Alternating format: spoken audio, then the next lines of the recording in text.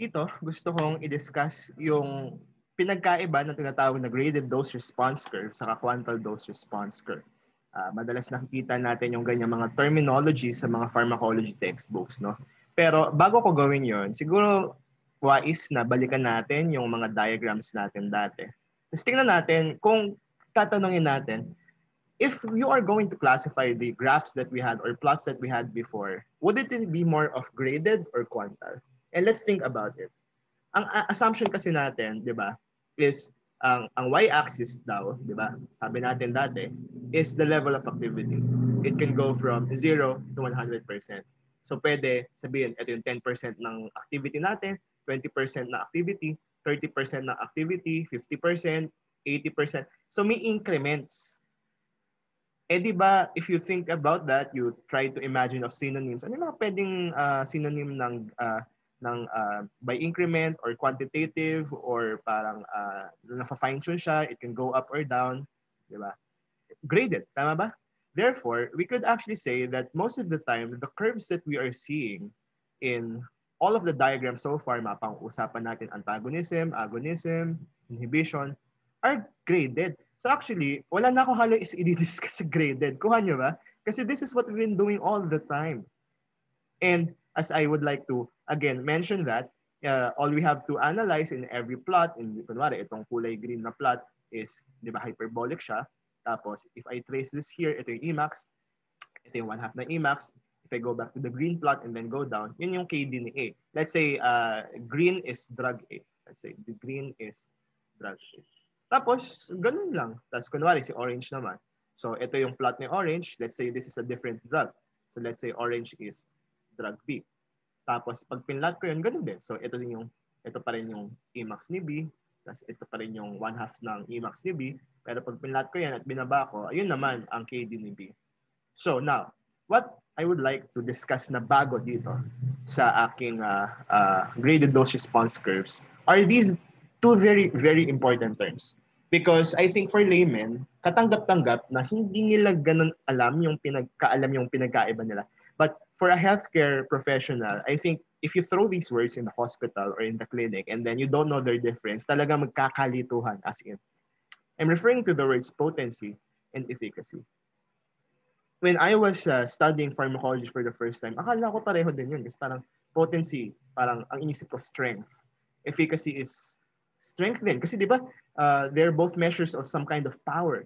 But here, you should know it's not really exactly the same. In fact, I could go as far as saying na ang potency, kapag may graded dose response curve, ang potency, hinahanap mo yan dito sa x-axis, kaya ganito siya.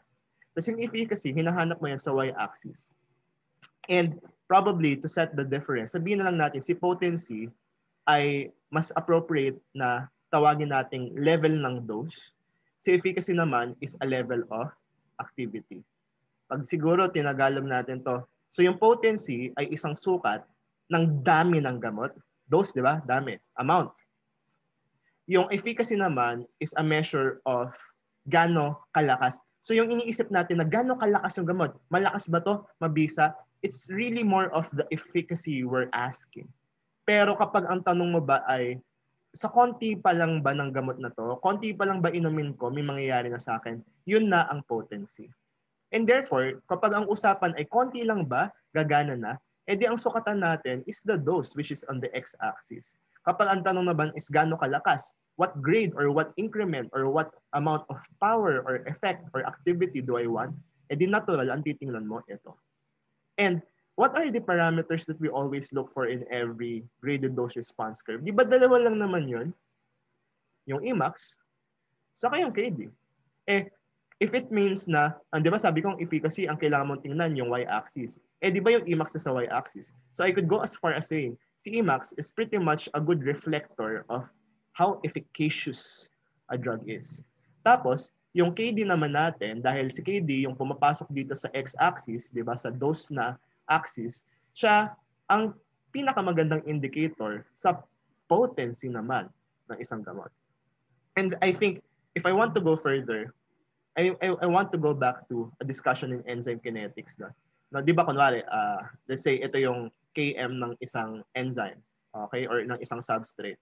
Di ba meron tayong assumption sa biochem na ang Km is inversely related to the affinity of the enzyme. In other words, pag mas mataas ang Km mo, mas pangit yung affinity ng substrate sa enzyme. And so I could translate that here. Na kapag ang Kd ko ay mataas, ang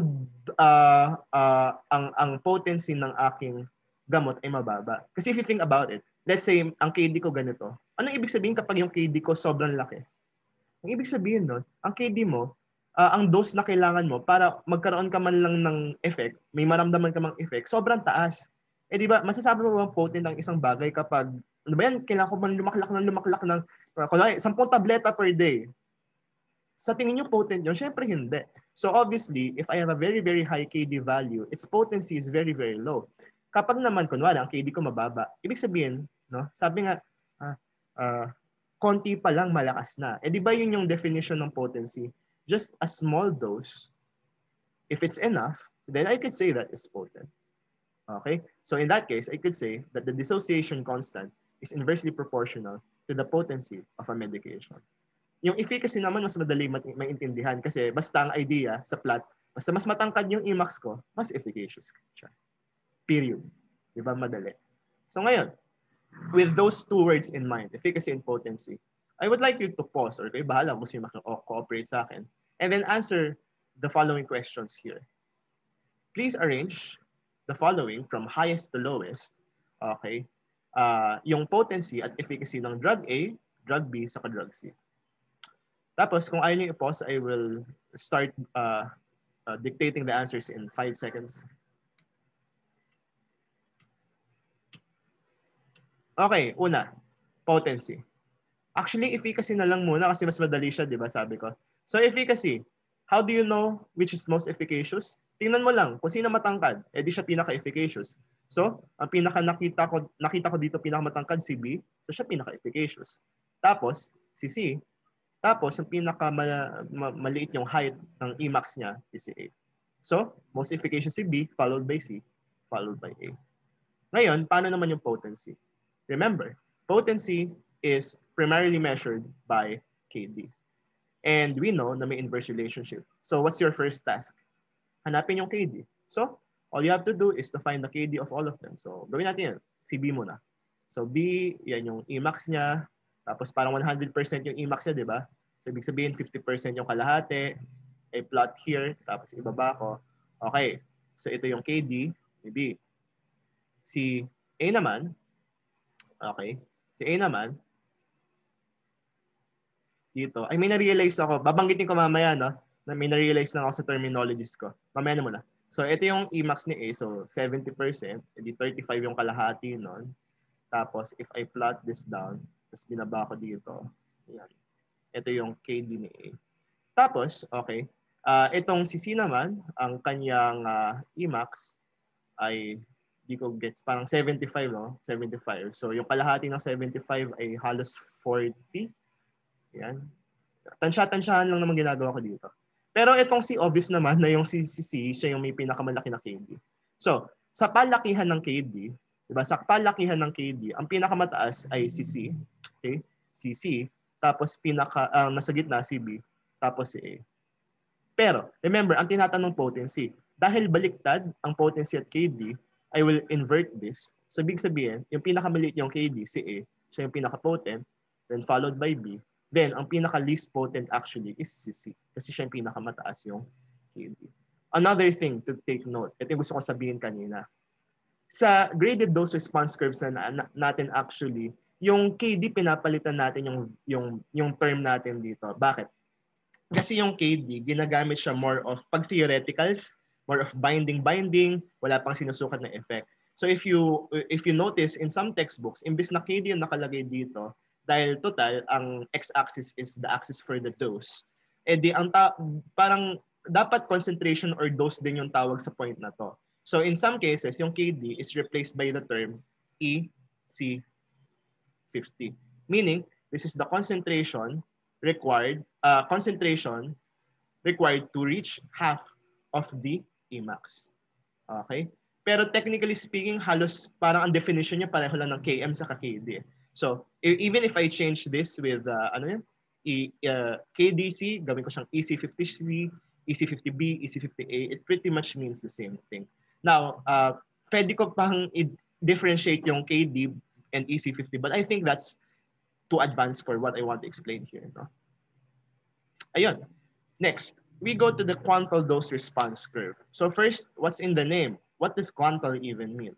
Quantal, ang ibig sabihin niya ay yes or no effect. Parang all or nothing effect.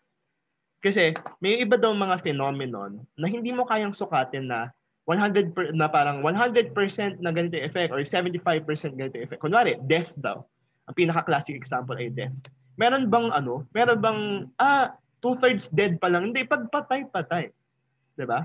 Medyo morbid, but that's actually one of the best examples of a quantal phenomenon. O kunwari, let's say, sleep, diba? Of course, although may ibang levels of sleep, pero pag sinabi mong quantal sa sleep is either nakatulog ba siya o hindi. Walang one-thirds po siya natulog. Paano nagluluto ka ng ingredient, nag-ipon ka ng ingredients. No, 1 teaspoon natulog. Walang ganoon. Pag tulog. Pag gising. So, if you want to have a curve to explain those all or nothing phenomena, mag-iiba yung buong interpretation ng diagram. As in, mula sa x-axis up to the y-axis, up to how we analyze per plot, it will change. Unang-una. Yung x-axis, no, hindi na siya concentration ng drug. Okay? Kasi kanina, itong nasa graded dose response is the concentration of the drug in the blood. Meaning, sinusukat mo to sa graded dose response by getting blood samples from one person. Pero, dito, sa quantal dose response curve, ang axis na to is more of yung dose. Meaning, yung amount talaga ng gamot na iniinom ng isang tao sa isang buong tableta. Hindi mo na kailangan kunin yung concentration sa dugo nila, i-analyze. Basta kung ano yung, kunwari, yung nakalagay sa tablet, 500 milligrams tablet, yun yung dose na pinag-uusapan natin dito. And then, ito yung pinaka-malaking difference. Yung y-axis sa quantal dose response curve represents the number of population with a certain response. Okay? Ibig sabihin, sa graded dose response curve, we are really focusing on just an individual person or an individual patient or an individual test subject. Tapos sasabihin lang natin, as a patient, 50% na nawala yung ganitong sakit or 80% na bumaba yung blood pressure, blah, blah, blah. Pero sa quantal dose response curve, ang binibilang natin ay dami ng tao. So pwede na natin sabihin na sa population po na tinest natin, di ba, parang sa statistics, sa dami ng subjects po natin or participants natin, sa dose na to, kalahati ang gumaling. Sa dose na to, kalahati nagkaroon ng masamang epekto. So, basically, quantal dose response curves are population-based data. And here, I want to show you two diagrams. Yung green will show you the effect or beneficial therapeutic effect. Basically, imagine natin ito yung curve para sa mga gumaling sa population na yon. Tapos yung red naman na to is yung mga na-toxic or nagkaroon ng adverse effect. For animals, pwede naman yung mga namatay. Mapapansin nyo, naka-shift sa right yung toxicity curve, tas mas nasa left yung effect curve. And this just tells us one thing about drugs. Madalas, ang toxic dose mas mataas sa beneficial or therapeutic dose. Kaya nga, di ba sa mga pharma major, maalala nyo, we always have this quote, the dose makes the poison. At kapag laging masyadong mataas yung dose ng kahit anong gamot, nagkaka-toxic effects pa rin. Now, if I say that, uy, ito yung peak ng effect curve, ibig sabihin, pag pinlat ko to, ibig sabihin, at this point, 100% of the population sa ganitong dose na to ay nakaramdam ng ginhawa or effect. But most of the time, in basic pharmacology, we don't pay attention to this maximum. What we pay attention to is half of that, pag pinlat natin at binaba, para siyang parang yung KD or EC50, pero ang tawag na natin dito is ED50. Ang ibig sabihin nito, the dose where 50% of the entire population ay nagkaroon ng ginhawa or beneficial effect. And remember, ibang-iba yan sa EC50. Ang EC50 is for one person. Ang EC50 is yung concentration kung saan yung 50% ng power ng effect ay nangyari sa isang tao lang. Pero ang ED50 ay yung dose kung saan nagkaroon ng all or nothing effect. So kunwari, yung beneficial effect dito ay makatulog. So let's say that this is the dose kung saan kalahati ng lahat ng uminom ng gamot na yon nakatulog. Kuha, this is for a single person, this is for a population. So never confuse these two. And we could also use the same idea to the toxicity curve here. Na kapag pinlat, sabi natin, at this dose, like everyone had adverse effects. Or in animals, all animals died. But if we get half of that, tapos pinlat natin siya, tapos binaba natin, ito yung pwede natin sabihin na TD50. Meaning, the dose at which 50% of everyone felt something bad or had toxicities. Or for animals, lagi kong binabagay na animal kasi nga naman, you can't kill humans today. Clinical trials, you know. So for animals, it could also be lethal dose. Okay? The dose at which the 50% of all the animal subjects died. And once we already know the ED50 and the TD50 for humans or LD50 for animals, we could compute a very, very important parameter called the TI or the therapeutic index. The formula for the TI is the TD50 over the ED50. Okay? And of course, the TI is applicable to majority of the population because again, quantal dose response curves are population-based data. Okay? So ngayon, ano yung ibig sabihin nito? Kasi baka tanungin niyo ako. Of course, it will be a natural question for any student. So ano po yung implication or ano yung silbi ng TI, ng therapeutic index? Basically, what you want is a high TI. Kasi pag sinabi natin mataas ang TI, generally, that drug is safe. Kapag mababa ang TI, that drug is generally risky to take. And for you to appreciate this, I want to give you two cases here. Let's say that, ibahin nga natin yung kulay. Let's say, ano magandang kulay? Kunwari, orange. Let's say, this is the diagram or the quantal dose response curve for drug A. Tapos sa baba naman, ito naman ay para kay drug B. So, napansin natin for example, na yung units lang, no? So, plain numbers ang ginawa ko dito. So, napansin ko na ang ED50 ko kay drug A ay 4. So, ang ED50 dapat denominator, di ba? So, 4. Tapos, yung kanyang TD50, dapat sa numerator ay 6. So, 6 divided by 4, the TI is 1.5. Dito naman kay drug B, ang ED50 ay 2, tapos ang TD50 ay 10. So, 10 divided by 2 is 5. And what did I say a while ago? Kung sino mas mataas ang TI, mas safe. So I could say that drug B is greater than drug A in terms of safety. And of course, you may ask, paano po namin bibigyan ng like halaga yan? Or paano namin ma-appreciate yan? How will we remember that? Think about it. Don't you think that if my curve for safety and my curve for toxicity are too near each other, di ba parang ibig sabihin nun, konting increase lang ng dose mo, usog mo lang ng konti, pwede ka na magkaroon ng adverse effect. Delikado yon. And ibig sabihin ng 1.5, ibig sabihin, i-increase mo lang yung dose mo up to 1.5 times. Kunwari, ang normal dose mo ay 100 mg, yan yung beneficial dose mo. Kapag ikaw nag-double dose lang at ginawa mong 200 mg, pasok ka na sa toxicity level, 'di ba? Kaya nga ibig sabihin nun, kapag mababa yung TI mo, ibig sabihin, konting taas lang ng dosage mo, you're gonna feel something bad already. Kapag naman, kunwari, ang therapeutic index mo ay 5, ibig sabihin nun, kunwari, yung original dose mo ay 500 milligrams, kunwari, yan, paracetamol, and then its therapeutic index is 5. Ibig sabihin, kailangan mong uminom ng 5 tableta para magka-adverse effect. Sino bang umiinom ng paracetamol na 5, di ba? The most I could imagine is 2. Okay?